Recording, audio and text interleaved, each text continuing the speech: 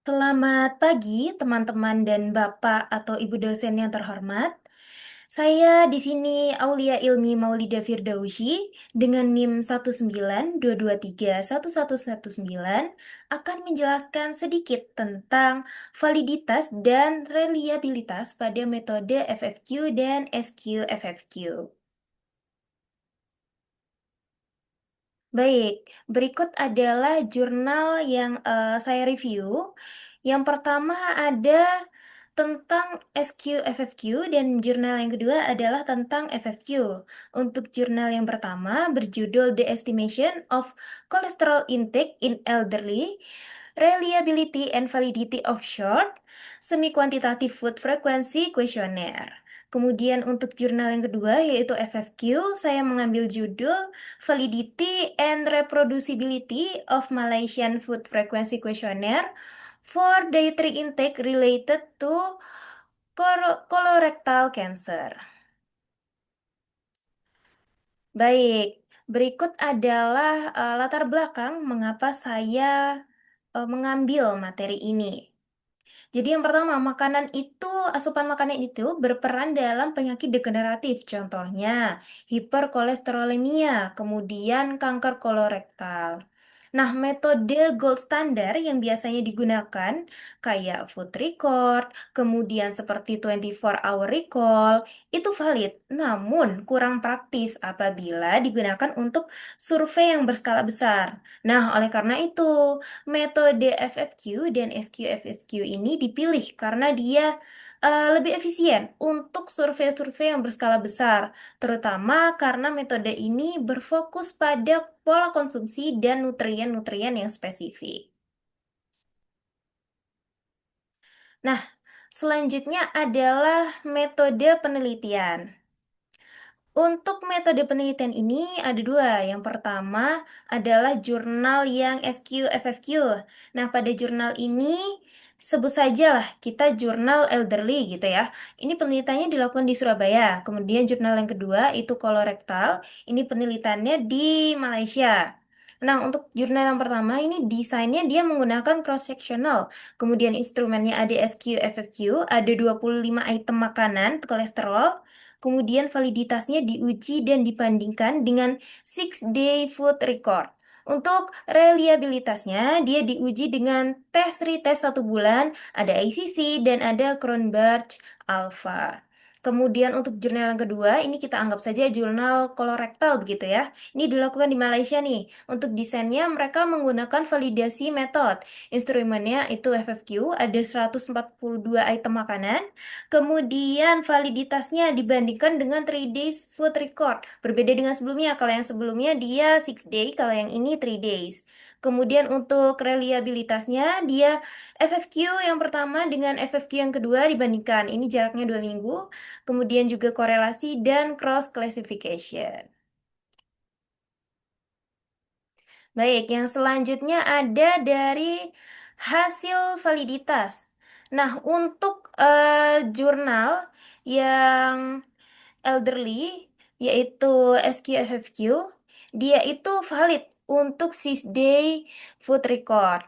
Meskipun memang ada beberapa item ya yang kurang valid di dalam jurnal ini, contohnya kayak kuning telur, kemudian bebek goreng.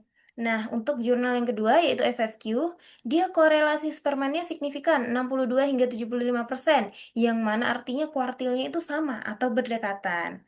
Nah, tapi pada jurnal ini tuh dengan metode ini itu cenderung overestimate dibandingkan dengan food record. Meskipun menurut Glenn Eltman, sebagian besar datanya itu masih dalam batas kesepakatan yaitu 95%. Berikut ini adalah grafik dari validitas.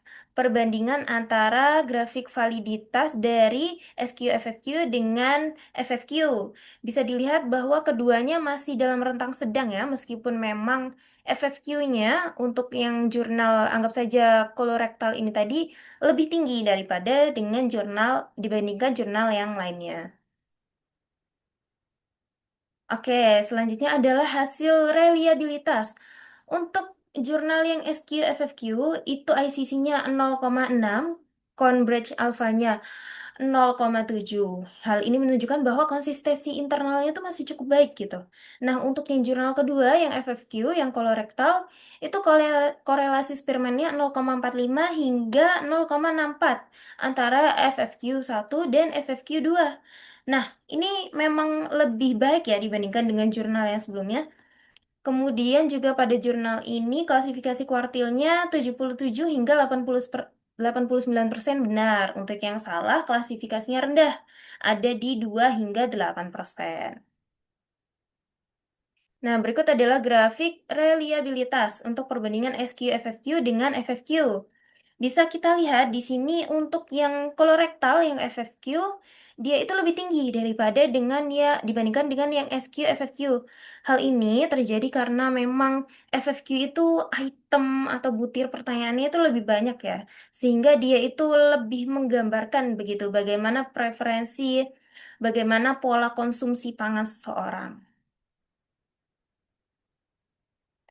Nah, untuk perbandingan dari kedua metode ini, untuk yang SQ-FFQ itu dia cocok untuk nutrien yang lebih spesifik karena dia memang basicnya lebih singkat gitu ya, lebih sederhana. Kemudian untuk yang FFQ, dia ini lebih komprehensif sehingga cocok untuk pola makan dan analisis analisa penyakit yang kronis-kronis gitu. Nah, keduanya ini memang valid dan reliable, tapi cenderung over atau underestimate terhadap nilai absolut. Nah, FFQ dan SQ-FFQ ini juga efektif untuk klasifikasi relatif konsumsi. Nah, kesimpulan yang dapat kita ambil yang pertama, SQ dan FFQ lansia itu valid dan reliable untuk asupan kolesterol. Nah, sedangkan yang FFQ kolorektal valid dan reliable untuk pola konsumsi terkait kanker.